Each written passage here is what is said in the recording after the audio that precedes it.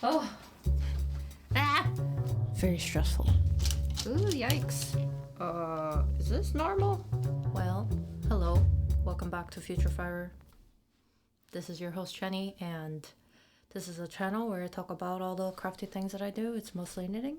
Those of you who have been watching me for quite a while know that I have a lot of sock yarn that I've accumulated over the years. And those of you who have been watching me for even longer may know that I am in possession of a circular sock knitting machine. And what is a circular sock knitting machine, might you ask? Although I think most of my audience is more experienced in knitting than I am, so you've probably seen this before. A little about circular sock knitting machines. They are exactly like what it sounds like. It's a knitting machine that is circular in form, and you use it to knit socks.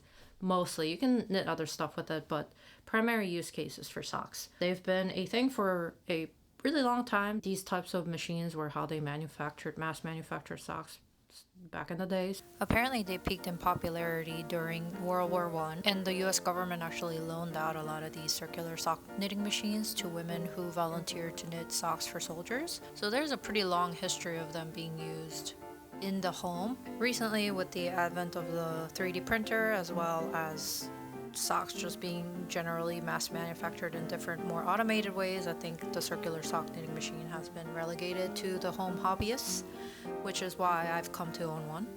There are working antique models, I believe, still that you can possibly get if you're interested, but mine is 3D printed because we're in the modern age and I did not want to bucket down and spend $2,000. Yeah, a couple years ago, my friend, who is we call him a bit of a Renaissance man. He is a very talented guy with lots of talents and hobbies, and he actually 3D printed me a circular sock knitting machine.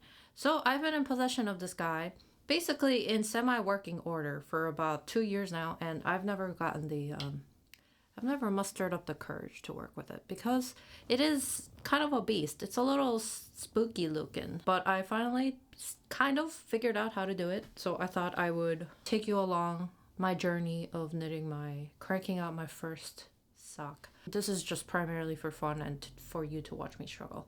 It's not a tutorial. Okay, so here's my unaesthetic setup. Zoom in a little bit. So this is the 3D printed machine. The specific model is free on Thingiverse, so I'll link it down below. There are two versions. CSM for my mom and you, version 2, I believe. Version 1 is the other type of machine where the cylinder inside moves versus the yarn feeder moving. And this is the Ligard type where the yarn feeder moves around the cylinder. So if I just show you, if I just crank it a little bit, you can see that as the feeder moves, these needles come up and the needles are held in place with this spring cylinder. And I have it clamped to my desk using just like 2 C-clamps. That is because you can also have a table that is custom made to this type where you have a little, fold out table, and then it has a notch cut out in the middle. For these circular sock knitting machines, they sell it at Urbucker. It's $200. I didn't want to pay $200, so I just C-clamped it. The main thing is that you have a hole that drops to the bottom from the machine, so it's not a perfect, like you can see the edge of my desk there, but as long as you have some sort of access, it's fine. So that's what I'm working with. And then we have this haphazardly placed magnetic counter, and then we have the counter here. So if we reset this, the magnet is set up here, also haphazardly placed, so that when this rotates and passes this yellow magnet thing here, you can see that the count went up. If you go to the Thingiverse file, the creator has posted all of the links for the hardware that you need to buy, but I am not a crafty individual. I would not attempt to print this myself because I just don't know what I'm doing. So enlist the help of your crafty 3D printing friends.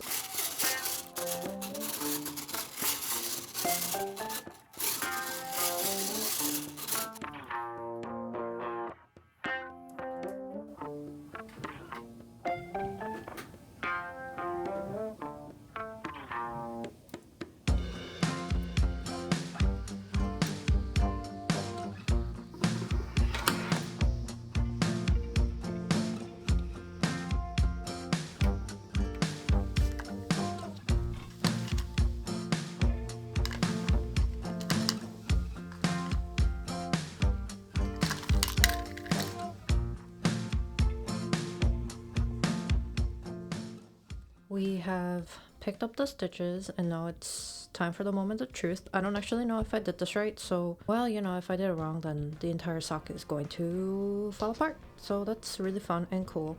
I just literally googled how to do an afterthought heel, and I'll also link that down below, but you can see that I marked 22 centimeters from the toe up and then just picked up 2 rows around where I placed the stitch marker. So now I'm going to cut this stitch and hope for the best. Everybody pray.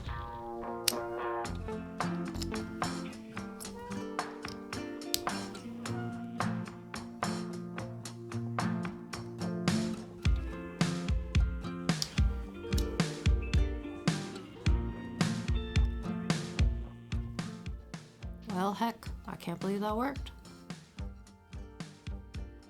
I've only went halfway, but that's crazy. That's crazy. How did people figure this stuff out?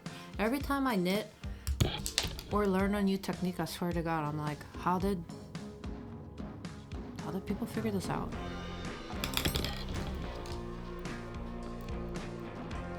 We have a hole, ladies and gentlemen. Now I gotta figure out what the next step is.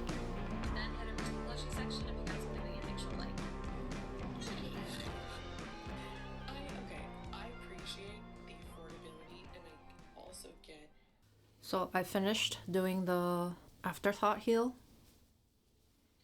I can't believe that worked. Of course it works because other people have done it. But I don't know. I'm always surprised when something goes to plan without it being catastrophically bad. I think I've heard this before, but I guess the way that I do the toe, this Afterthought heel perfectly matches it because the technique is pretty much the same. So visually, it's interesting that you get this like column of decreases. About its durability or like its like comfort level, I'm not entirely convinced that this is like the most comfortable heel that you could ever do, but you know, like I do German short row heel for my hand knit socks usually, so I'm sure that's not, you know, that much different in terms of fit. This though is a longer sock than what I would normally wear because I knit it for the friend that made me the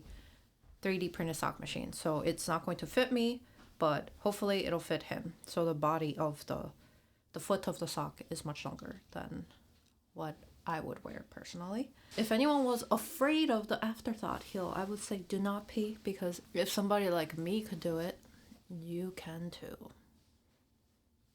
Okay, now that that's out of the way, we need to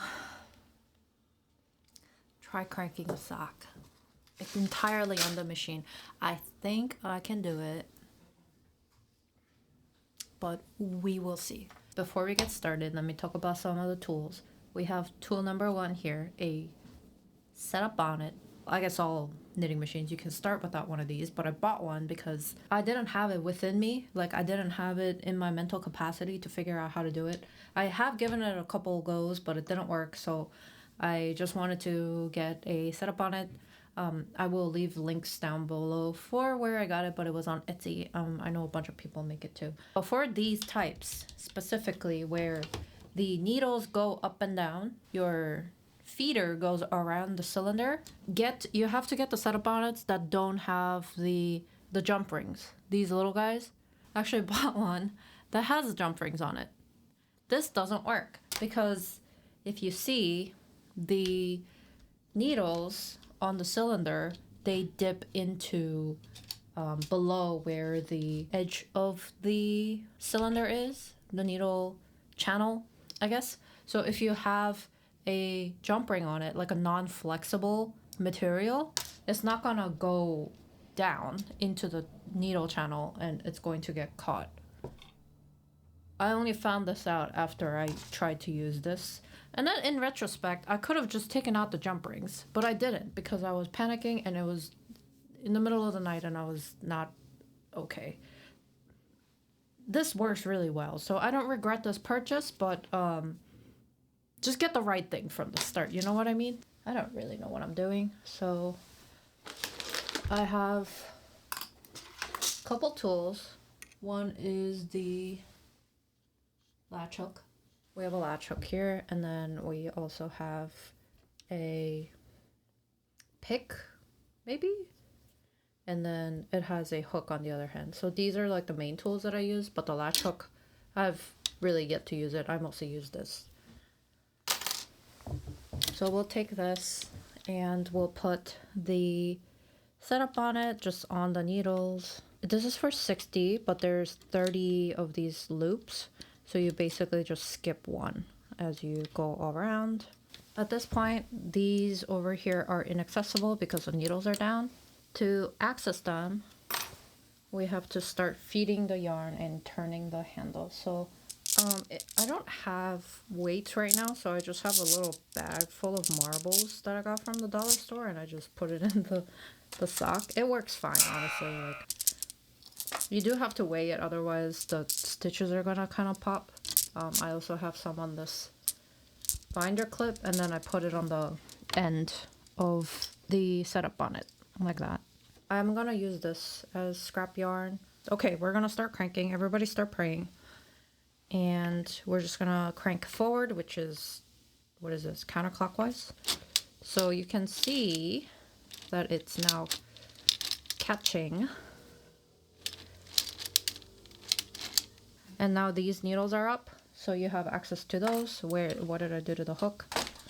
I'm gonna just crank until my scrap yarn runs out, and then I'm going to put in one line around so that can be the beginning of the round, the waste yarn that I could just rip out and the waste yarn will fall out. So after I switched to the main yarn and cranked 20 rows, I decided to hang the hem to make a hung hem cuff.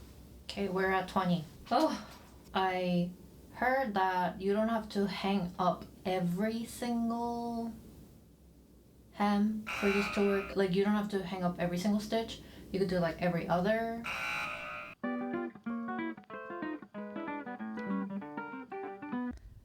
Well, I'm not gonna sit here and pretend that this process is fun. It's kind of stressful, actually. I'm pretty sure I'm doing it wrong, but I've cranked 80 rows. Well, okay, 80 minus 20, so it's actually, what is that, 60? And now I have to start doing the heel.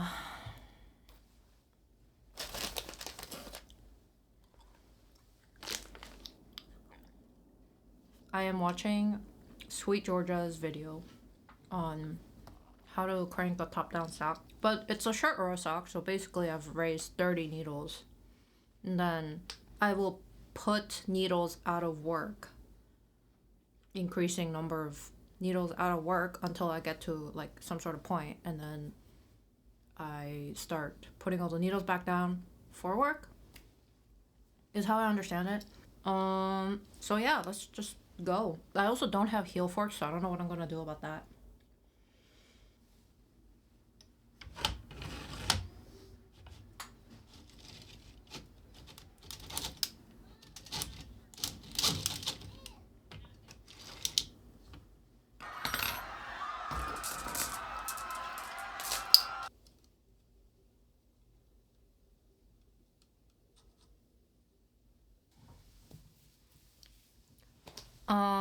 We're row 2, so I don't know how this is gonna go. I'm scared.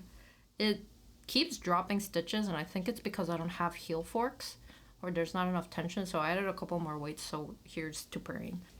Ooh, yikes. Is this normal?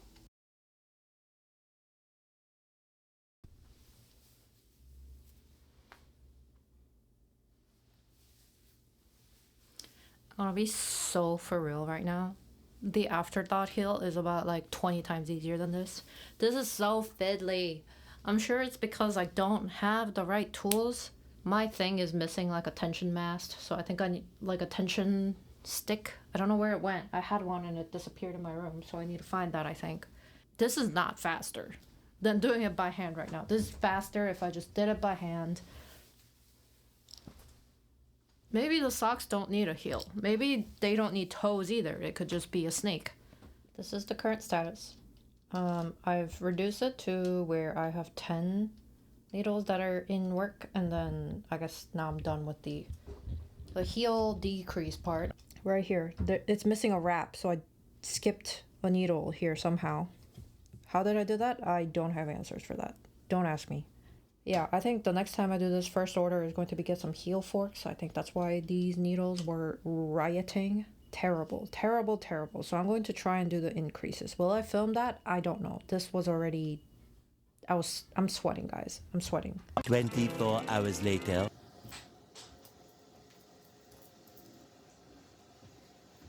Incredible.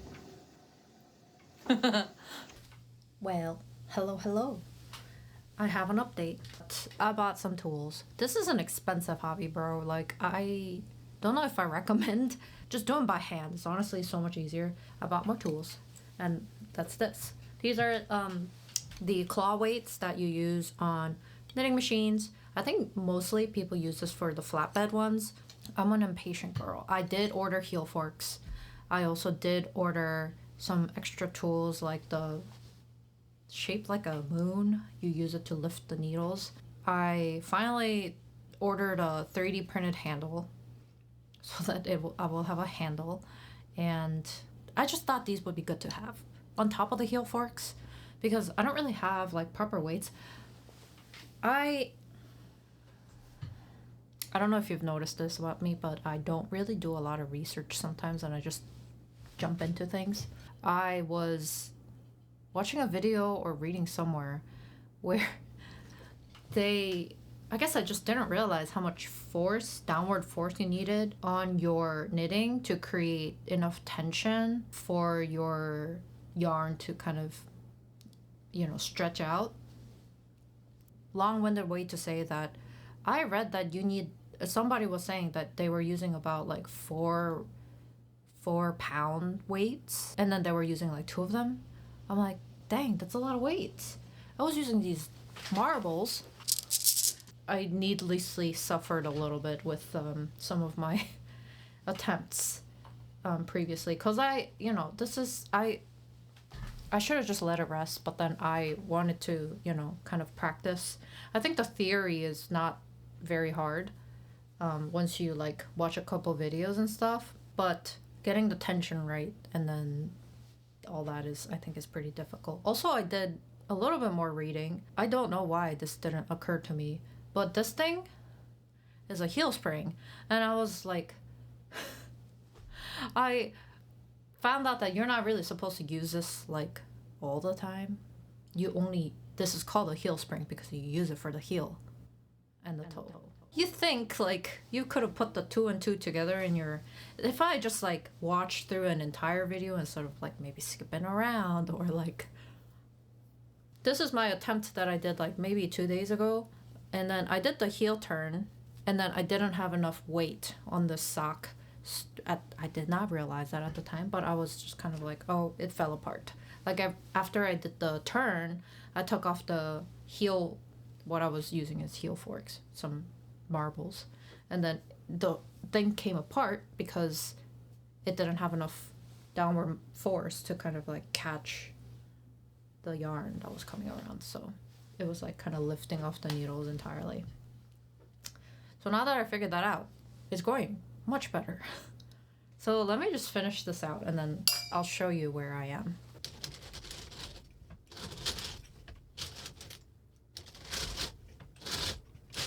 This is very exciting. Look at this.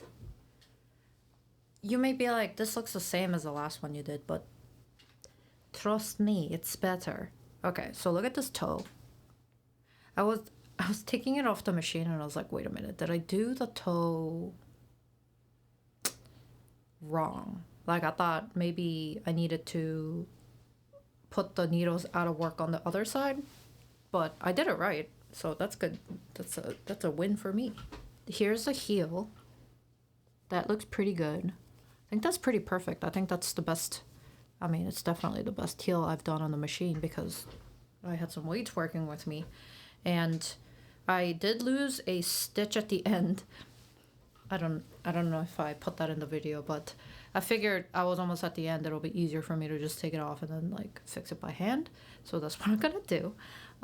But look at this. Oh my god. I didn't do the hung hem this time because I don't love the folded over hem on socks. I just don't think it's as stretchy. It just doesn't, the folded edge kind of like flares on your legs, and I don't love that. So I might opt until I figure out ribbing. I also don't have a ribber for this machine, and I don't really have any desire to learn how to use it. So until I have a better solution, maybe like a mock rib or anything like that, I'm going to finish the cuffs of the socks by hand, I think. That's not just because I don't want to learn how to do a hung hem properly, and every time that I've attempted it, it unraveled itself. Don't worry about that. That's not one of the reasons. Amazing. Now I just need to Kitchener the toe that way across the top of the foot.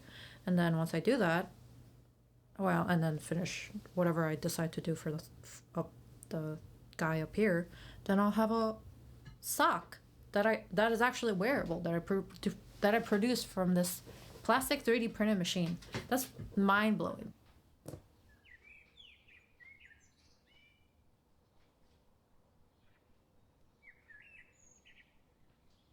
Okay, my first ever pair of machine knit socks that are done, that I did the heel and toe turn on the machine, are now done. There probably is a better way to show you this than like this. Of course, I didn't weave in all the ends. This is very exciting. Did I do the best job on the Kitchener? No, but you try doing Kitchener across 60 stitches. I do not recommend it, by the way. So I might try and figure out if there's a better way to close the toe than doing a Kitchener stitch every time. Overall, I'm very proud of how these turned out. It's not that much different. Like, the final end result is not that much different from doing it by hand. I honestly think doing it by hand in some parts is faster than doing it on the machine, but I'm just really excited that I've figured out how to do the heel and toe on the machine. And this is a challenge that's been kind of like sitting in the back of my mind for like ever since I got the machine, basically. So I'm glad to close that mental burden or mental open chapter in the book by learning this new skill. So on top of doing these have I did the ribbing on the top by hand, and for any kind of bind offs that need to be super stretchy, I used the Jenny's surprisingly stretchy bind off method. And then following this success, I immediately jumped into a different challenge of, this is obviously not done, but I did a hung hem mock 3x1 rib sock on the machine. And I think this one turned out pretty well too. There's obviously a couple of mistakes. Like, there's very visible holes on the heel part, and I still need to Kitchener the toe. And I don't know how this happened, but I missed a stitch while doing the hung hem, so I need to fix that as well. And I need to make the second sock, but I really like how this one looks because it's giving you that rib effect, and it does cinch in on the foot more. And 60 stitches for me typically isn't the best stitch count for my feet because I have quite narrow feet. So I'm excited that I found out, or I'm excited to have this in my back pocket as an option as well. And I think the hung hem looks much better with the rib than if it's just plain stockinette, because it, has that extra bit of cinch. So I might start my socks with a mock rib and then do the hung hem and then switch to stockinette. So I have that extra like options and combinations. So I feel like at this point I'm pretty consistent with the heel turn and the toe. And so this is my second successful sock. And following that, I went to the yarn store yesterday and I bought a bunch of sock yarn so that I could start my Christmas gift knitting. I think one of the big reasons why I wanted to learn how to use a sock machine this year was so that I could knit a bunch of socks as Christmas gifts. And I picked up this super vibrant neon yellow sock yarn, and this is Cascade Heritage. I love the sock yarn, and I thought it would do really well in the sock machine because of how springy the yarn is and how smooth it is. And I was very pleased to find that it did perform exactly to my expectations. I still need a Kitchener to toe, as you can see, but I also did the hung hem very successfully on this one. So I don't know, I think at this point I'm pretty consistent with the machine now. And one of the big game changer things was just adding enough weight to the sock machine. I talked about this a little bit before, but I have this is for dumbbells, but I just put an S hook on it and then I hang it at the end of the cast on bonnet to really weigh it down. And this is 2.5 pounds. I also use the claw weights for when I have to do the heel and toe, but this has worked pretty well for me. So you don't need like super fancy gear to get started. If you already have like a 3D printed machine, you could just use some weights and stuff laying around. Don't do marbles. Maybe if you have enough marbles, that would have been okay. But yeah, I suffered needlessly a little bit in the beginning, but it's good. It's all good because I learned all the techniques of picking up loose stitches and all of that. So I wouldn't say it was entirely a lost. My evolution on the sock machine, on the CSM, we have tubes that got turned into Afterthought heel and toe socks. We have socks that I did the heel and toe turn on the machine, plus a 1x1 rib cuff that I did by hand. I have a hung hem 3x1 mock rib sock with the heel and toe done on the machine. And then finally we have the hung hem stockinette sock that I did the heel and toe on the machine. So that's my evolution of this project.